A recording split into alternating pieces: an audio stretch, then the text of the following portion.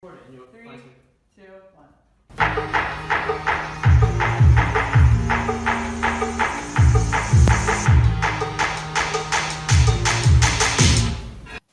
Oh, hello. Boom.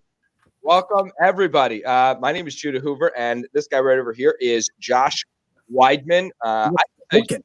I am worn out from this week. I am exhausted and tired. I am looking forward, though, to ratcheting up what we've learned and putting it into practice. So, Judah, you know what's crazy? Yep. Check this out, right? Yep. Even being exhausted, running the show all week, doing all the heavy lifting, we still got a wholesale deal. It's probably going to close next week, and we got a closing schedule for Monday that we're doing together. And that's just the stuff that we're doing together. That's just the stuff we're doing together. You don't know that I have another settlement on Monday, and then I'm also going to get a property under agreement here tonight. So yeah, lots of good stuff. I've got an open house for one of my wholesales, and I'm going on a listing appointment at 2:00. So lots of good stuff. Motion creates emotion, and but also a moving target is harder to hit. So I'm just trying to stay moving so that the haters can't try. I feel like you're just making stuff up as you go along. I love it. So hey, dude, hold on. Time out. I got to say something here. I know where you're going. I want to go someplace slightly different for that. We have 80 members of this group now. I know. You know that? Yeah. That's crazy. Awesome sauce. And what's amazing is we're giving away great, amazing content. When we first started talking about this, and we're like, hey, we could do something a little bit different. We could do a Facebook challenge. I think that it'll be good for a whole bunch of good reasons. And I'm wondering, how that's all going to play out. Yeah, Bass and I are doing a wholesale together, by the way. Definitely call me if you're interested in working with me, because I think that we're definitely going to get that house. Wait a second. We got a problem here. When's the open house? Today at 4:00. So you got an open house today at 4:00. It's already scheduled, and you don't even have a lender lined up to put with your deal. It's unbelievable. It's unreal that we've been sitting here talking to each other for an hour a day for 4 days. Right. And us haven't thought, hey, you know what would be a great idea? Right. No. Yeah. You're exactly right. Josh, when we launched this Facebook challenge, I was thinking we would have 20 to maybe 30 people who would be a part of it. You know what I mean? And that it would be kind of something around that scale, and that it would be a tight-knit group of individuals. And what's been really cool is, because I've been running real estate investment clubs in Central PA for as long as I have, I know a whole bunch of people. What's been cool is there's been a whole bunch of new people that I've learned through doing this, people who I didn't know before. And we've got 80 people in this group, man. That is that's like 2 to 3 times the number of people that I thought we would actually get in here. I'm very, very excited. Well, so the cool thing about this is that our goal for the next challenge is 100,000. So all we have to do 100,000 people. That's all we need to get in here. Yeah, no, I kid. But the stuff we're going to cover today, it's the groundwork. It's the foundation. It's the stuff that holds everything together. That, honestly, look, this is not going to be a dry show. I promise you it won't be a dry show. Some of the content that we're going to cover, we haven't covered it because it's not that exciting. But guess what? It's so essential. You're going to be so psyched. It's the glue that holds everything together. It's the mortar that holds it all together. And we saved the best stuff for last. The giveaways today, the content, the actual sheets, the flyers, the walkaways, the stuff that we're giving people is amazing today. And if you came into the group and didn't go through the registration, I would recommend doing that. You know why? Because if I don't have your email, I can't send you a link and give you authorization to go in and download all the documents. So if you haven't yet registered, even though you've been hanging out at the 5-day challenge, we appreciate that. If you haven't yet registered, go to buildandgrowwithrealestate.com. Just give me the basic information. We're not looking to spam anybody. We just want to be able to be in contact with everybody as we go along. So today's content, it's worth double the value. 2 for the price of 1 right here at the end. Boom. Double the value. All right. Let's jump in. Yes. Right? Okay. Yes. So we're going to see this awesome slide one more time. You know, I forgot to share the screen before we got started, but all right, boom, good. One more day to view this beautiful beautiful layout here. All right, so today we're going to start with how to determine your offer. Judah's been talking about the MAO formula for all week long. On the Grand is the oldest one that I know of that uses the Mayo formula. Yeah. I'm not sure if anybody predates him, but what's funny is every once in a while I start talking about Mayo, where I show people my Mayo calculator, and they're like, "You stole that from so and so. That's not fair." I'm like, "Whoa, Yep. stop." Stop. Yeah. I understand that you went to one course one time and you think that your guru invented Mayo. Not at all how it works. So, but it's Hellman's invented Mayo. Right. We're going to put that out there and make sure that there's no question. This is your maximum allowable offer, and it all starts with your ARV. Your ARV is your after repair value. Now, in hot markets like today, ARV works just fine.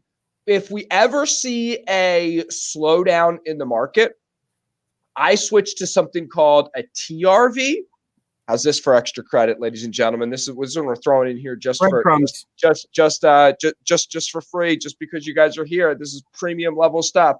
I stop using ARV and start using TRV if we're ever in a slow or medium to slow market. And TRV is true market value. The true market value is what will it be? What can I get it under contract for in 30 days?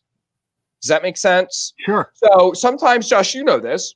You're like, well, it's a slow market. I think I can get 260 for this thing, but it might take me 45 to 60 days to get it under contract. So on that note, Judah, so like I do a very, go ahead. I want to know what can I, just last bullet point on this. I want to know what can I get if I list this property, what will it be under contract for in 30 days? Right now, I mean, properties freaking go under contract at over asking in 30 minutes. Right. But you want to know what can I sell my property for in 30 days? That's your gold standard.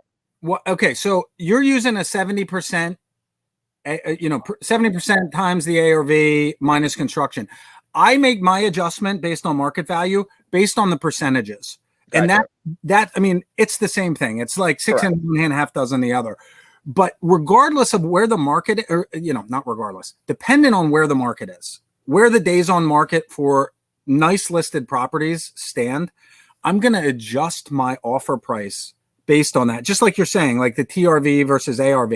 In this case, if I'm looking at a declining market where you've got an average days on market for nice properties of more than 60 days, which we're going to see at some point in the next couple years, right? Right. Some point. You have to drop your offer because those longer days on market mean that you have higher holding costs, but you also have an uncertain future. Because, hey, if you got to hold this thing for 90 days and when it's done, who knows what's going to happen during that time frame? You've got to get a big enough discount that it makes sense. Well, also a weaker market has other things that come along with it too, right? So if we're in a weaker market where we might see something like they might beat us up more on the home inspection, right? Yeah.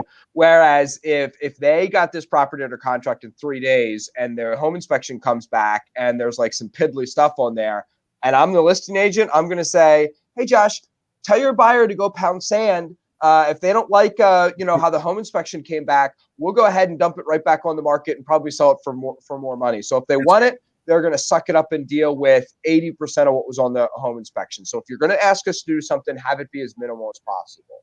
And there is no seller's assistance. And there is no, all these other things that go into it. Right. But when we're in a declining market, all that stuff comes into play. Hey, Brian, thanks for joining us. Yeah. Anyway, what am I trying to say? When we have when we are in a declining market and things are uncertain, we want to buffer for that. Stable markets, I use 65%, 70% in a market like this one. Okay. Yep. The next part of this calculation is the renovations. And I've got a spreadsheet here. It's an Excel spreadsheet that you can download. You can print it out and fill it out while you're in the house, or you can take your photos and make your notes and then go back, fill it out and online and auto populate your renovation costs. Yeah. By the way, is it? Yeah. Yeah. Go ahead. I'm gonna show. Like this is what I use, and you'll notice it's folded in half. I have a list of everything and what the costs are and how much they cost, and we're gonna give this out to everybody. Okay. It's folded in half because it's in my visor at all times. Now, I also have this in Excel spreadsheet on my computer. So what I do is I always keep a couple copies up there folded in half. I scanned this in and emailed it to Josh today. So we're going to get it emailed out to the group. But I keep this folded in there so that if I'm walking a property, I can just fill it out and make notes. And then when I get back to my computer, I put it in and it automatically tabulates and everything like that, because there's like 50 things on each side of this and I'm not going to need everyone every time. But you can take this and then and then go from there. Yeah, and there's a bunch of online ones. Some you have to pay for, some you don't have to pay for, some you have to register with an email. Like the days of saying, how do I come up with rehab numbers are really just over. The other thing you can do with this is like, just ask people like, hey, my brother-in-law's a handyman. Is this what it should cost for this? Is this what it should cost for this? Is this what it should cost for this? Is this what it should cost for this? Like, just am I close to being right on these numbers? Or is instead of $3 a square foot for flooring, should it be $3.25 or $3.50, depending on the type of flooring and other things like that? So you're going to need to adjust these numbers. That's exactly right. We're looking for a jumping off point. And I want to add some 2 cents. We're going to get into how to calculate the renovation costs like live in a minute or two here. Okay. But let's just I was getting ahead of myself. No, dude, you're doing great. I love it. Okay. Doing awesome, Judah. All right. So one thing that I want to say, oftentimes people get too minute on this stuff. Like, is there a difference between $35,000 and $37,500? Sure. If you're doing the renovation. If you are making an offer to wholesale this deal, there's no difference. Is there a difference between 50 and 100,000? You betcha. Yeah. You want to be in the same ballpark within $5,000 or $10,000 of the median estimate, right? So somebody's going to come in and be able to do it 20 grand cheaper. Somebody's going to come in and it's going to cost them twice the amount. You just want to be in the same ballpark as the median price. All right. So, all right. Last part of this. This is the part that most people forget. You need to make a profit. Yeah. And right now you're not. The MAO without the P in there, without the profit, you're just passing this thing along and saying, man, I did all the work and spent money on marketing and good luck, guys. Go have fun. Right. This is if you are going to actually do the rehab yourself. If you are going to buy this, fix this up and sell this yourself. But as wholesalers, as people who are looking to get their feet wet and get started, you need to subtract your profit. So that's why it's the MAO, the maximum allowable offer, and then you subtract from that whatever you want to make. And on Judah's cheat sheet, one nice thing I really like is that it includes a first offer that's 15% lower than your maximum allowable offer. Right. You should always. Yeah. A lot of my students who have been with me a lot of my students who have been with me for a long time know that I say, if you don't wince when you make your first offer, you offered too much. Yeah. You should be embarrassed about your first offer. Yeah, you should. And if you start negotiating at your maximum allowable offer, you're not going to get that price. That's not negotiating. Correct. Right. All right. So step number 1 here is finding the ARV. I'm going to have to change screens here in a minute so that we can look at this, but I'm going to compare and contrast 2 separate types of comps, right? We've got our MLS comps and we've got our Zillow comps. If you don't have access to the MLS, you ought to do what you can to get it. I'm not saying go become a real estate agent, but there are ways that to get around this and get access. And if you need me to talk about those things, DM me. I'll talk to you about it personally. All right. Off the air. All right. But regardless of where you're getting the data from, okay, there are basics that you need to look at on every property to determine, what this value is going to be and how do you compare this house to this house and apples to oranges and all that stuff. So first and foremost, when I'm doing my searches, I'm looking at the proximity to our property. I want to find the most similar house, the closest to our property that has sold in the least amount of time. If I have a house next door that's that's in a neighborhood, same type of property, same square footage, all that kind of stuff, and it's in good shape and it's sold yesterday, I know exactly how much my property's worth. Right. If I've got something that sold 6 months ago or a year ago, that's going to make a big difference. If I've got something that's 5 miles away, it makes a huge difference. This is a good way to filter through the leads that come in. As you pull comps, if you're pulling comps on a property and you're looking for sales and the closest sale is 3 miles away, that's not a very certain number on value. Okay. So it's just something you have to keep in mind. Second thing is property type and size. We want same type of property, same square footage.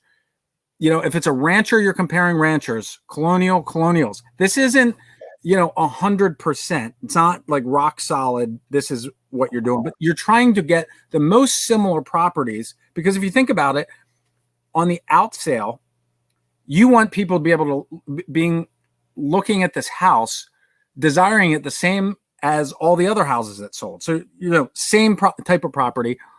Also, bedrooms and bathrooms, they can make a big difference in value.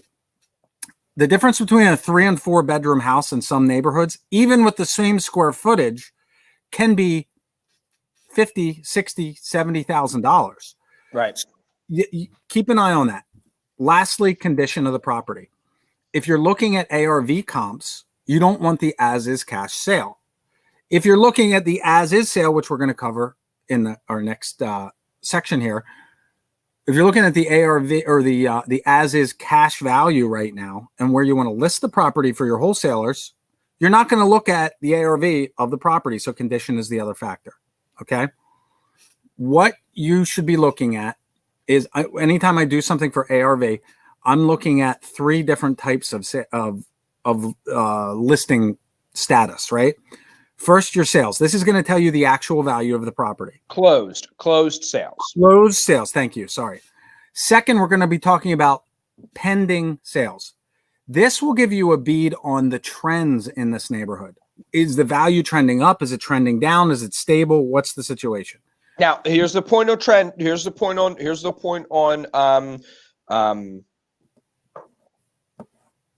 pending. Woo, yeah. I just lost that word. Here's the thing that you remember about pending. You don't know the value. You don't know the price. You don't know what it went under contract for. So if there's a listing out there for $250,000 and it goes pending and you see the days on market is 2 days or 4 days or 5 days, they probably didn't take it off the market for anything less than the list price. Right. Exactly. So you can infer data from pending, but you can't be 100% sure. And if you are stuck there, pick up the phone and call the seller's agent or buyer's agent to get more information. Okay. All right. The third type of listing that I'm looking for are active listings, houses that are for sale. This is going to give you an idea of the perceived value in the neighborhood. This is what people think their houses will sell for. Okay. That's important also, because if you're walking into a neighborhood where people think their house is worth $100,000 and your offer is going to be 80, that's a great situation to be in. If they think it's worth 200,000 and your offer is 60, you're screwed. Right? Yep. So, all right, let's look at this here. All right. This is the MLS. I've logged in.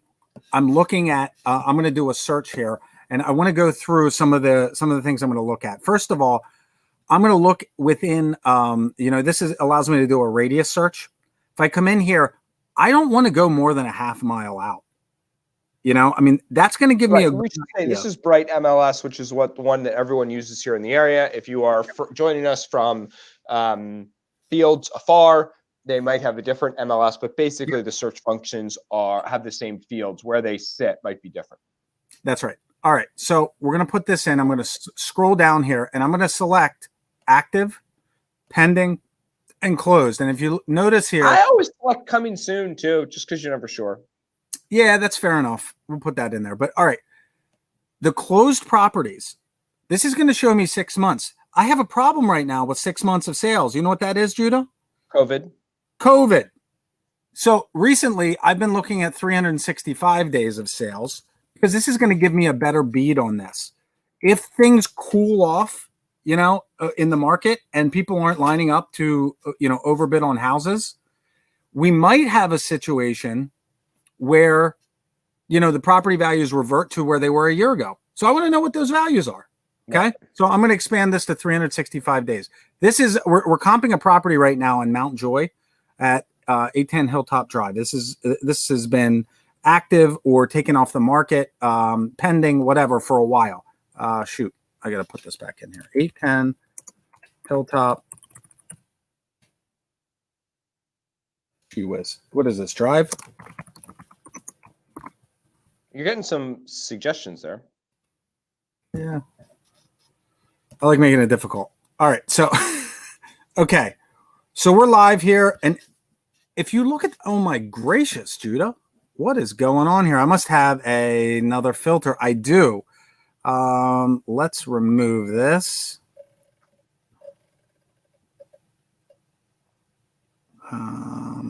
Remove. Oh, Josh, I didn't even know you could select what type of financing was in there. That's right. Wait till you see what I got for you in a minute. Oh man. I'm what's known as a ninja with the MLS. Wow, I'm learning stuff. You know what? Let's keep going out here. What's going on with it? Judah, you gave me this property. I pulled comps and there was like 1 million of them. Now what the heck happened? Active, pending, closed. I'll tell you what. Let's do this.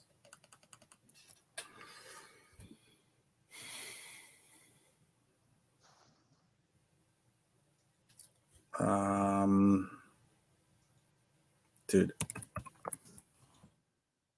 here's what we're going to do. This property is the first property I bought in Pennsylvania. And it was a nightmare, but we're going to use this as an example. This is in Philadelphia. All right, so we've got I'm going to change this from 1 mile to a quarter-mile radius. It's an urban area. Okay, so if I look in here, holy mackerel! You have another layer on top of this. You're still doing something. Coming soon, clear. You know what? This is easy. I'm just going to go and do a new search. All right, residential sale, perfect. Quarter-mile radius. No, do this Hilltop one because it's better than Philadelphia. Just because you're against Philly. All right, cool. Hilltop Drive, Mount Joy. Right there. It's in there. Click on it. Boom. All right. Active, pending, closed. 365. Okay. All right. We have 37 listing. That's much better. Okay. So here's what we got. This is what do we say? A half mile? Let's make this even closer. Let's bring it in. Bring it in here for a quarter mile and see what we got. Okay. I've got a handful of information going on here. First and foremost, let's take a look at our subject property. This is a, hold on here, buddy. It's a 3-bedroom, 2-bathroom house, 1,390 square feet, and it's semi-detached, okay? Great. 2 levels, floors, great. Okay. So I'm going to go back to my search. And now I'm going to take a look at my results. A lot of times what I'll do is I'll come in here and just have these pop up. So this is a 3.2. Doggone it. 1,390. If I click on this one, I've got 1152, 3.1 sold for 149, 144.9, 200. What's this guy look like? This is a detached single family. It looks like. How about this one? 187, same deal, detached single family. So let's just look at the results. I usually organize these from highest to lowest and just take a look at what's going on here. I got a sale on the low side of 130. This is very similar to my property. And I've got a high side sale at 202,000. So if I'm putting a hard number on this, what's your number at, Judah? What do you mean you have a high side sale of 200? You've got a sale up there. I can't. You know what? There, look at that. Yeah. Okay, so we're talking about detached properties. This is the nice thing about this, is that we want to look. Remember, we talked about looking at like properties. We've got one here, one here, one here, one here, and one here. And so if I just go over here and select, so we're talking about semis. I gotcha. So you're talking about just looking at the semis. That's exactly right. So I'm looking at this property. I see ours is listed at 148.9. Okay, subject property, but I've got sales up to 202 here. And this house looks really nice, but the inside's just okay, right? Yeah, the inside's nothing special, but it looks a whole lot better than the inside of the subject property. Right. So let's take a look at our subject property. I mean, this kind of looks a little crappy on the outside, but not terrible. Yeah. You know what I forgot to look at this 202 house? How many square feet do we have? That's a 3-1. Oh man, this place is smaller than our subject property. Yeah. That's great. Okay, so look, I think that one thing that I would say about this, with the market as it stands, let's say we have a 202 exit. I'm going to bump that down. Just say 195, right? ARV 195. We got a 187. Let's see what this guy looks like. This is very much like our subject property. A little more updated. You know what? Let's put 190 on it. I think 190 is probably where we got to be here. All right. You're okay with that? Yep. All right. So we got a 190 ARV. Now, what if we were looking at this on Zillow? What would it look like if we were looking at Zillow comps? Coincidentally, I've got this pulled up here. And, Zillow is an interesting animal for a number of different reasons. We're showing solds here on the right. Here's that 205. It's showing as 204.9, which is probably the list price, right? The problem on the right hand side. You see the Yep. The MLS showed it at 202. Zillow probably didn't update the sales price, right? So the information's a little bit off. If as we go through here and we're looking at these sales, here's our 187 on Penny. That's great. That's a good comp. That's showing up. We've got, it looks like we have, this can't be right. $2,000 sale, $2,200 sale. How'd I miss this one, Judah? How the heck did I miss this one? But there's you find interesting things here. You got one here for 150,500. Bottom line, they could be over a year old. Right. The bottom line here is that it's a lot more difficult to find these things if you're looking through an aggregator like this one that's pulling information that may or may not be accurate from a lot of different sites. Zillow can be great in some areas. It can be not so great in other areas. All right. So do this. Go to icomps.com and type in our address there. That's another one I like to use. Tell me I don't know about this. This is nuts. What is it? 810 Hilltop Drive, Mount Joy. It's showing up right there. Click on it. Gosh, are you looking where you're typing? You are difficult to deal with. I'm just trying to make this interesting for everybody. All right. So there you go. So there are our comps. Go to your map and zoom out just a little bit. So hover over the map and just click out. Boom, boom, boom. Click out a little bit more. Wow.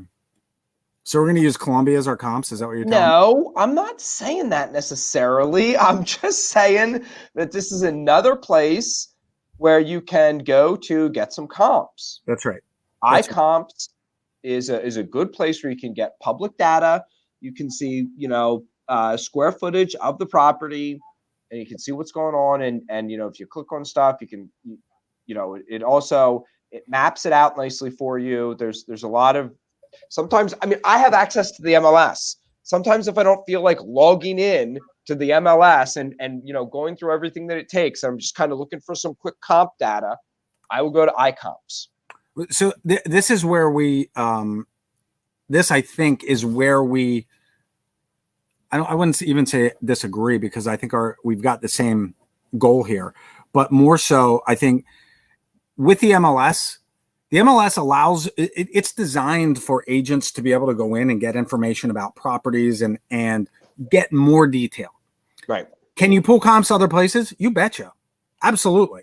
I mean, I just wanted to show people what iComps looks like because some people, yeah, and there you go. Brandon never heard of that site, so he thought that was cool. There's a bunch of other websites out there that you can use to find and look for comps. Well, and this is the point. The first year that I wholesaled, I probably only did a max of like 2 deals a month. I mean, in the first year, I was still figuring it out like everybody else, right? And I didn't have MLS access until 2008. And my partner Ian was like, "Dude, how are you wholesaling without MLS?" You know, he was an agent and all this and that. You can do it. It just takes longer to evaluate the properties. It takes a little bit more time to really dig into the details because you have to look in other places. Okay. So we're going to do our jumping off point for Hilltop at 190, ARV 190. Okay. I think that's a little bit conservative. I think that we could be at 200 on that. But I think that it's important to err on the side of being just a little bit conservative because you might also not do as nice a rehab or there's a number of reasons. There's a number of baked in protections here. All right. So now let's go back here. We went through how to find the comps. We've got our comps in here. Now we're going to look at the construction. Now this is a snapshot and I'm going to close this here. You know what? I didn't even have to do this. I should have just pulled this up. Okay. Here's our renovation calculator. 125%. How's that work? Can you see that? 150. Yep, we can see that now. Okay. All right. So we're at 150. All right. So here's how this thing works. Okay. If I come into this calculator, so I used to before I started lending, before I moved to Central PA, I was involved with a company where we would sell turnkey investments, and we had a system where we would do 5, 10, 15 properties every single month, and we would use the same vendors. So we had a spec sheet of expenses that we paid for each project, and we knew what they were. We could go into a house without a contractor, go through and based on the square footage, estimate what it was going to cost and put together a budget for those costs of renovation. That's what this is. It's tweaked a little bit more so for flips, but if you look at this, all right, so we've got, you put in the address up here. A lot of this information is going to auto aggregate into your expenses. So you just have to go through this. There's 2 purposes with this form. The first one is to determine the cost. The second is determine the time frame. And that's a big one. Okay. It's broken into 5 phases of construction, which will allow you to then later go and manage the project, in this way, if that's what you want to do. Okay. So we've got everything in here from project management, architectural fees, permits. Phase 1 is demo, roof, windows, and siding. Phase 2, framing, rough plumbing, rough electric, rough HVAC. So when we talk, I think look, we have a little bit of time here, right, Judah? Mm-hmm. Okay. It's important to understand the construction process and know that you're not going to start putting interior doors in and trim in until you already have your drywall up. You're not going to start putting drywall up until you have your wiring done and your framing complete and your plumbing and your walls and all that kind of stuff. When you look at the mechanicals of a project, especially a large one where you're doing gut rehabs and things like that, there's 2 stages and sometimes 3 or 4 stages to the mechanicals. On a single family home, it's 2 stages. You've got your roughs and then you have your finish. The rough stuff is like running all the wires, putting the boxes in the wall, putting getting the pipes and the water to the bathrooms and to the kitchen, HVAC. It's putting the unit in and running the ductwork. Nothing's hooked up or working yet, but it's all there. Right. Then at the end of the project, you come in and you finish it. Finished plumbing is hooking up your faucets. It's connecting your your garbage disposal and your dishwasher. For electric, it's putting in all the outlets and putting the wiring actually into the boxes, putting up your light fixtures. Rough stuff is rough, HVAC. It's just hooking up your units. It's putting your vent covers on, stuff like that. Why would you put the vent covers on if your drywall's not done or the place isn't painted? You wouldn't. So Right. A lot of this has to do with pricing these items out and planning. So phase 2, phase 3, we've got insulation, drywall, hardwood flooring, carpets, tile. Phase 4, doors, trim, paint, kitchen, finished plumbing, appliances. And then there's 2 areas here where most people miss. They're totally off on the numbers and they forget about them. First one is cleaning costs. Yep. Major difference between a well-cleaned house and one that's just swept out when it comes to showing and selling. It's worth paying for. And punch list. No matter how good you are or your contractor is, there will always, always, always be a punch list. Make sure you have a budget for it. Well, it also might be something that you just missed. You might get the house all fixed up and in beautiful shape and everything's wonderful, and you're like, holy crap! Now that I got this, so good friends of ours, Mel and Chris McGeady, they posted a before and after picture of a garage, and I was like, you know what? Painting that garage, it's like a standalone 1.5 bay concrete block garage, and they also did all kinds of landscaping to the house, and like. If that's something that a rookie can miss, fortunately they budgeted to have that painted, like 2-tone paint, one color for the walls, one color for the trim. So like it gave this old 1960s structure a much more modern look. Yep. And that could be something that's very easily missed. So you want to have $5,000 for anything that's over $50,000. Just because there's going to be stuff where you're like, you know what? Now that I did everything else in here, I really should refinish these 2 hardwood floors, or I really should replace the front door, or I really should do some landscaping that I hadn't planned on doing. There's always going to be some stuff where you're like, we should do some stuff here. That's exactly right. And a lot of it you don't even realize until you're done. Right. You know what I mean? It's like, oh, geez, we forgot about this whole area of the house because you were so focused on putting everything else together. So now listen, here's what we're going to say though, because we're not going to get, too much deeper here into, coming up with rehab numbers, right? Because we want to get you out of class on time today, folks. But what we want you to understand is I'm going to be giving you a really nitty gritty breakdown that I use. Josh uses a much less granular, a much bigger shotgun approach to.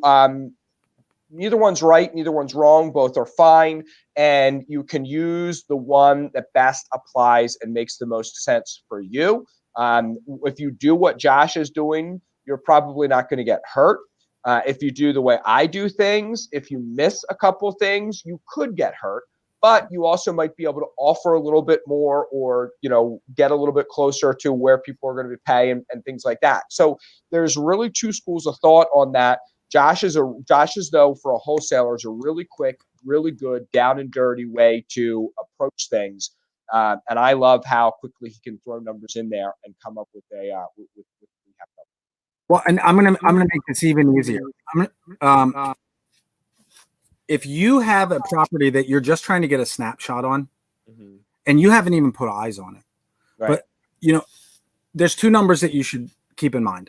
If you're doing a gut rehab, you're doing a gut rehab on property. I use $50 a square foot is a safe number. Right. You got 1,000 square feet, it's $50,000 rehab. Right. 200,000 square feet, and it just goes up from there. Yeah, Chris and Mel McGeady, they actually just use that number. They have contracting crews who work for them full time, and they tell contractors, this is what you will spend on this is what you will spend on that. And they do budgets going in the other direction instead of calling contractors and say, how much would it cost for this? Right.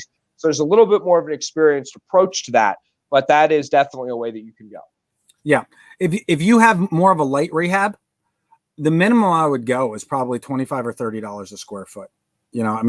Just to be safe as you walk into the reno. Okay. All right. So that's bringing us back here. Hold on.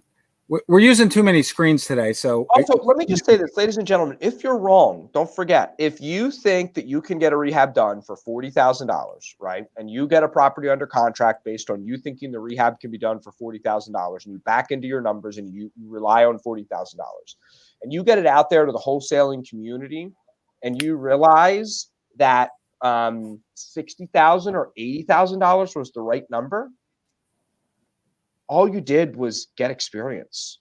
All you do is go back to the seller and say, hey, listen, I was wrong.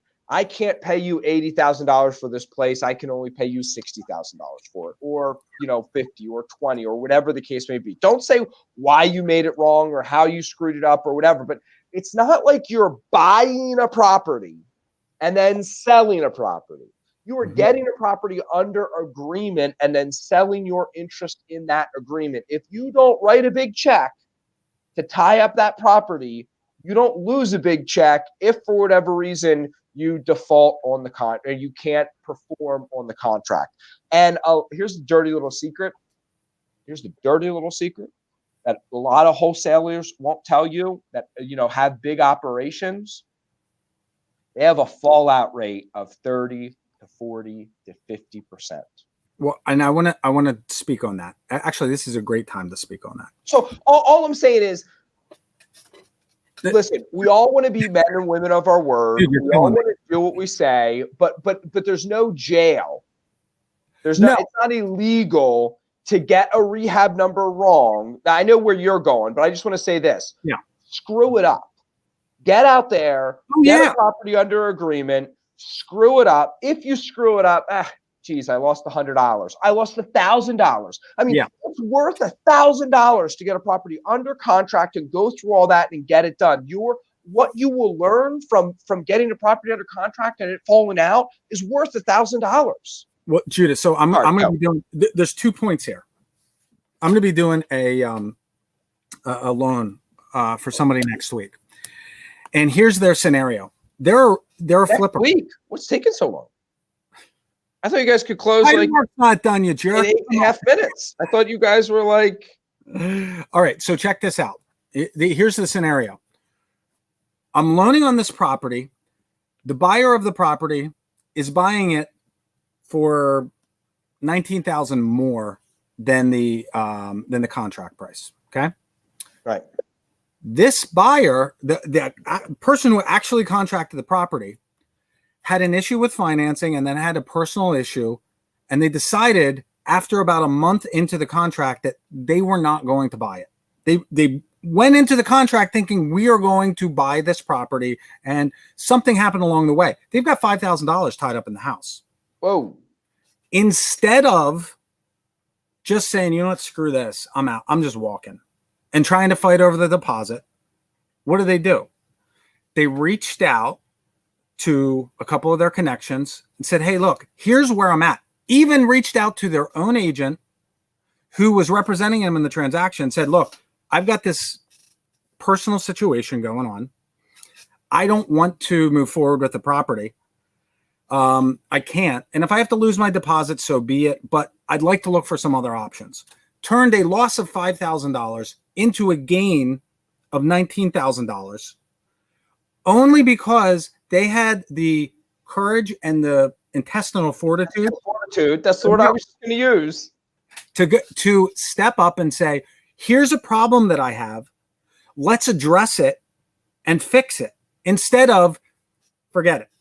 Right. And here's where I'm going to segue. So many wholesalers go out and contract a property at the wrong price, and then they get embarrassed. Right. And then they think, oh, I'm the only person who's ever done this. And you know what? I've been that person before. 100% I've been that person before. And then when you can't perform, you figure, oh, I'll just block their number and I won't talk to them anymore. And it's dead. Well, 2 things happen there. Number one, when you enter into a contract with somebody to buy their house, they are counting on you buying it. They're making life preparations to move forward with their life. You have a moral and personal obligation to them that if you can't move forward, you got to tell them as soon as you know. Right. But when you do, look for another option, because you know what? Maybe they didn't need the money next week. Maybe they need it in 6 weeks, and in 6 weeks you can get the thing done. Maybe they didn't need the amount of money that you guys agreed to, and they needed 10 or 15,000 more, which makes the deal work. Or maybe they don't want to see you ever again, and they can make a decision to move their life in a different direction. But when you keep that information from them and you just disappear, it hurts all wholesalers. Number one, it's going to hurt your business long term. And ultimately, it's just not the right thing to do. So Right. I said it. We're going to move on from there. All right. Judah touched on something as he was talking that's important, and that is knowing where to price your properties. Right. If you know what you can sell the house for, there's no reason that you can't, that you can't move forward with the deal. Well, how do we know how much our buyers are going to pay? This is my secret of the day. You got two options. Number one, you can use the MAO, and the MAO will work really well in median home prices. And in a market like this, you'll get way over your MAO in those median home prices. It will not work in low price neighborhoods because it will not work in low price neighborhoods. And frankly, it probably won't work in high price neighborhoods either, because, a 10% reduction is $100,000. Right. So that's the kind of thing that you have to keep in mind. But we're talking about median home price. One number that will tell you the truth no matter what are the cash sales. Because the cash sales, there are people that buy their house cash, but not many. Right. The vast majority of cash sales are from investors. And where do we get that information? The MLS, my trusty friend. All right, so this is where we're going to go. We're going to go back here to the same Hilltop Drive property. Right. I'm going to scroll to the bottom. I've changed nothing on the search, except I'm going to add a field. Click on the bottom, add that field. And now I'm going to go to finance. Where is it? Buyer financing. Add here. And I'm going to go back. I'm going to change a couple things. I'm going to get rid of pending sales, active sales, coming soon sales. And frankly, you know what? For right now, this is going to be enough. Now I'm going to scroll down here to cash and just select cash. I only have one match, but let's check it out. Let's see what it looks like. If I go up here and I look at my one, go to a bigger than just a 25, quarter mile radius. Yeah, I can do that. I can do that. Let's do a 10-mile radius. That's now we have 643. Yeah, well, that's way too big. Let's do 2 miles. There's 11. Great. So we go back here, and remember we've got. Oh man, I really like this. 235. Maybe my comps are way off. Maybe 190 is more like 230. But all right, we'll stick with the 200. If we look here, we've got manufactured sales for 5530 and 19.5. So we're going to throw those out. I got a detached property. Throw that out. Ooh, this one looks good. Interior row. What's that? Interior row in Mountville. Mountville's right by there. There we go. I mean, it's 2 miles from the property, which is farther than I'd like to be. But depending on the condition of this place, it doesn't show any interior photos. You know what that means? The inside sucks. Yeah. Right? I'll go down and read the description here. Beautiful home, blah, blah, blah. It needs some TLC, and it's an investor's dream. Oh my, it is an investor sale. How about that? Yep. So our investor price here is $122,500. Now, I might drop 10 grand or 15 grand off of that, but on our MAO, let me do some quick math here. Let's assume we had 1,300 square feet, right? Right. All right, so we have 1,300 square feet, and let's say it's a $35 square foot, right, house. Yeah. So that's $45,500. If I take my, let's use Judah's number at 210 ARV times 0.7 minus 45,500 comes to 101,500. Well, if we know that we can sell this thing for $122,000 based on cash sales in the neighborhood. Why would I ever put it out there at $100,000?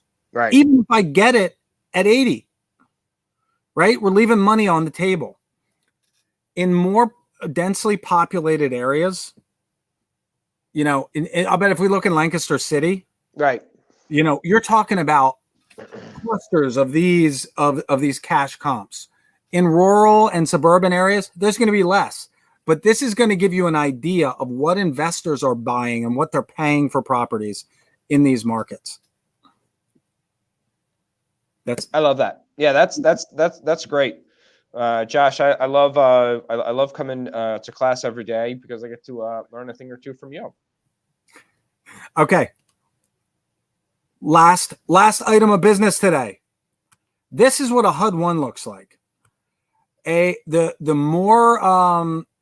settlement sheets that are being used right now have some of the same. In fact, it's got the same information. It's right. just it's just formatted. It's formatted and structured differently. That's right. And yeah, go ahead. Well, so there's a couple things I want to go over here. The first is kind of the structure, and then the second is where your payment should reside on this structure. Right. Okay. So this is which one is this? I've got two that we're going to look at here. One of them, hold on here. Okay. So this one was a straight wholesale. No. This one was a straight wholesale deal. This one included construction. But all right, so this property contracted at $17,000. Okay. You see the seller's closing costs here are huge. And it's kind of odd when you look at the sales price, but we're going to get into that in a minute. The first thing to notice here is that we have a split and very similar information on both sides of this split, but for two different parties. On the left is the buyer's information. On the right is the seller's information. What you see here is prorated property taxes from the date of the sale till the end of the year. It's a charge to the buyer and a credit to the seller. You'll see this kind of stuff all the time, or like throughout this form. Gross amounts from the borrower, any loans or whatever will be in this section here. Existing loans, deposits, new loans, things like that. Payoffs and expenses will be on the right side from the seller. But if we scroll down here to page 2. Well, hold on here. These settlement charges on line 103 right here, that's $37,000 and change. This is broken out and itemized on the second page of the HUD. So if we scroll through here and we look at the second page of the HUD, same deal. We've got buyer's expenses, seller's expenses. And I scroll down here and we've got, here's an insurance policy. Scroll down some more. Some doc preparation and title company fees. This is my title insurance on the property. We've got transfer taxes and recording fees. We've got a courier and wire fee. And then we have our consulting fees. You see here, we have a consulting fee paid. So this deal was a turnkey investment deal where I used a wholesaler to find the deal. He contracted it for $17,000 and sold it to me for $30,000. I sold it to my investor for $43,000. So here's my fee. And then here's the first draw of the construction to renovate the property. I like to use consulting fees here and show my value more so than an assignment, because if I do that, I may not be liable for the double transfer tax, right? Now, this is something that is has come into question a lot in Pennsylvania, and I wouldn't recommend that. You want to talk to your attorney. You want to make sure that this is structured in a way that you're comfortable with. But, doubling the fees for transfer tax and all that jazz, nobody wants to do that. So we do the assignment instead of double close. And Jude and I we talked about this yesterday a little bit between the difference. Right. Between If you're using realtors to sell, you're probably going to have to go through and pay a double transfer tax. Mm-hmm. But you're probably also going to be exposing it to more people and getting able to get a higher price. if you are able to, once you build out and develop your own buyers list, able to avoid that. But here's what you have to remember. Josh is talking about 1% transfer tax that he's saving, because you'd have to pay double transfer tax, which means instead of 1%, they'd have to pay 1% on the buy side and 1% on the sell side. And he's selling it, for $400 for $43,000. That's a not 400. Yeah. 4,000 would be 10%. So 1% is like a $400 fee that he's saving himself here. But sometimes you can very easily make that up in other ways. Right. So our one of our Facebook users here asks, do you recommend being paid on the HUD or off the HUD? I recommend you be paid on the HUD. Yep. I believe I think that you don't want to step into gray areas and gray territories, and I think that you should try to do everything above board 100% of the time. Go ahead. Well, let's take the law out of it.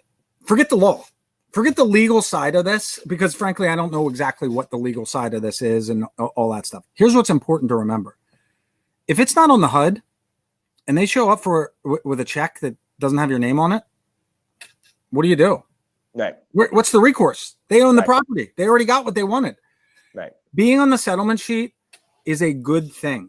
And it will create a lot more confidence from your buyer when you say, yeah, I don't get paid until the place settles.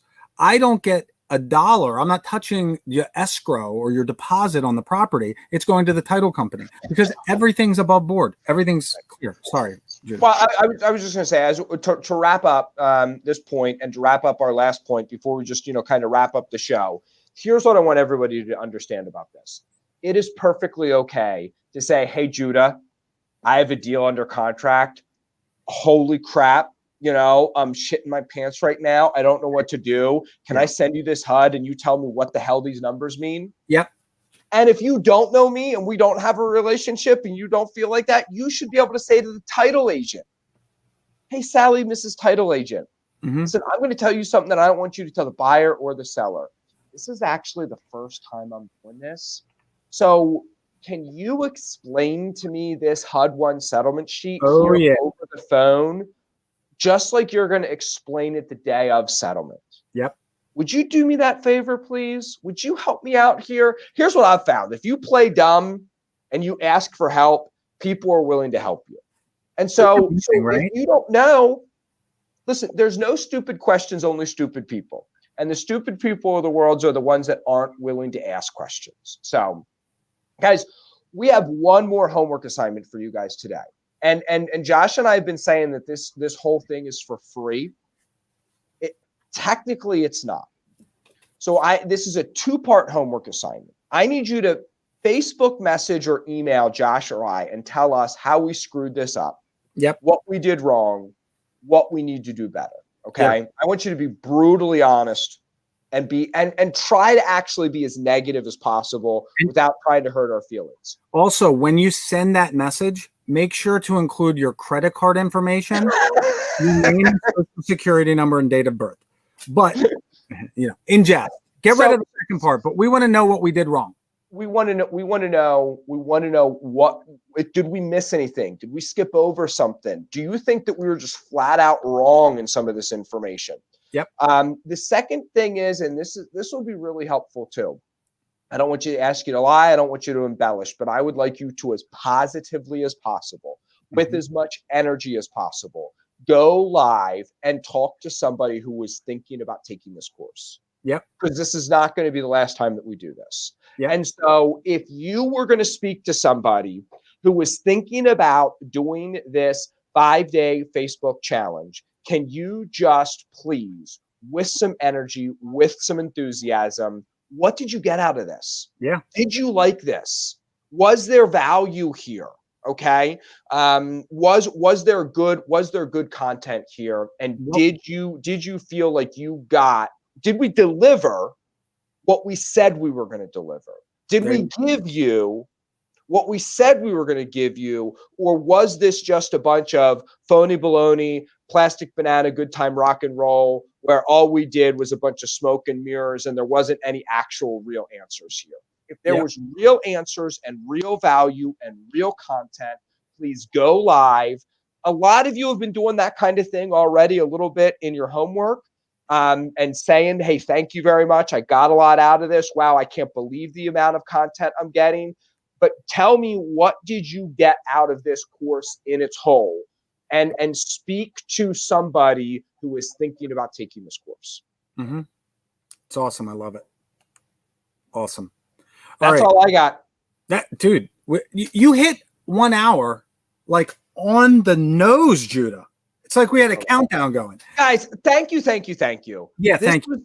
I mean, like, Josh and I got so much out of this. I mean, we put a lot of time and we put a lot of effort. We put a lot of energy into this, but man, it's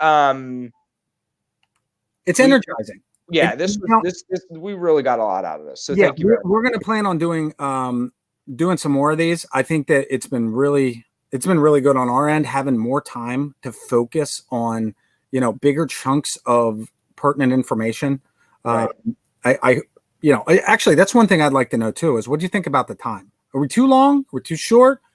We basically went an hour every day. There was like 1 or 2 days where we couldn't quite pack it in, and we need to go back and revise that. But our goal was to do an hour every day, maybe just a little bit long on 1 or 2 of the days. Yeah. Awesome. All right, guys, girls, everybody out there, we really appreciate it. This is a conclusion of our 5-day challenge. I would like to pick your brain, so make sure you register. If you haven't registered, we're going to send out by Monday a link to that Google folder, so you can download all of the stuff that we went over today. We're going to also include some sales contract information and some other stuff as well. But hey, stay in touch. Watch us on Monday. I think we got some cool announcements coming next week. And guys, I love it. Thanks so much for being here. See everybody. Oh, dude, there's one thing I'm going to tell you. We got a group of our closest friends here. Mm-hmm. And I'm telling you this and telling everybody else this, because I realized this the other day. My wife's like, why do you always, give the peace sign when you sign off? Everybody thinks that's a peace sign. It's not the peace sign. It's a sign for victory, buddy. Victory, baby. We're going for victories every day. Absolutely. So, hey, again, thanks a lot. Go make some money today. We'll see you again Monday. Back on our regular show time. And until then, you guys have a great weekend, and we'll see you then. See ya. See everybody.